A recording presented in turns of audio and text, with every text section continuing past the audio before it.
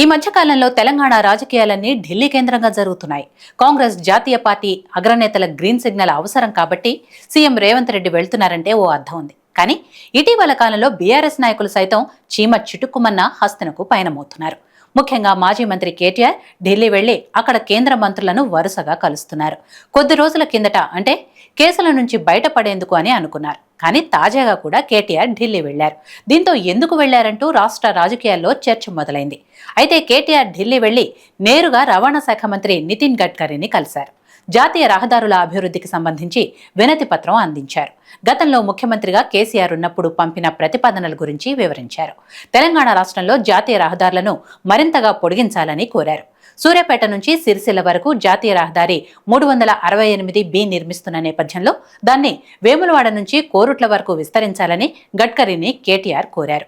ఈ రహదారి వెంట ఉన్న వేములవాడ, కొండగట్టు, ధర్మపురి ఆలయాలు మరింత అభివృద్ధి చెందుతాయని ఆయన పేర్కొన్నారు. మానేరు నదిపై రోడ్, బ్రిడ్జ్ నిర్మించాలని కోరారు.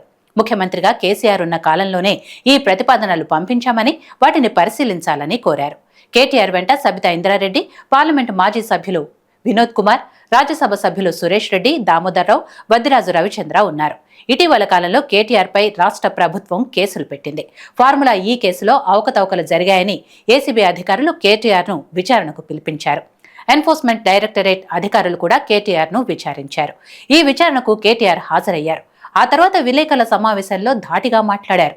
తానే దర్యాప్తు సంస్థల అధికారులను తిరిగి ప్రశ్నించానని కేటీఆర్ చెప్పుకున్నారు. అయితే కేంద్ర మంత్రుల ప్రాపకం వల్లే కేటీఆర్ తన మీద కేసులు లేకుండా చూసుకున్నారని కాంగ్రెస్ నాయకులు ఆరోపించడం మొదలుపెట్టారు. ఇప్పుడు కూడా కేటీఆర్ హఠాత్తుగా ఢిల్లీ వెళ్లారు. ఇటీవల బడ్జెట్ ప్రవేశపెట్టినప్పుడు, బడ్జెట్కు కేంద్రం ప్రపోజల్స్ తీసుకున్నప్పుడు కేటీఆర్ ఢిల్లీ వెళ్లలేదు. తెలంగాణకు వరాలు ప్రకటించాలని కోరలేదు.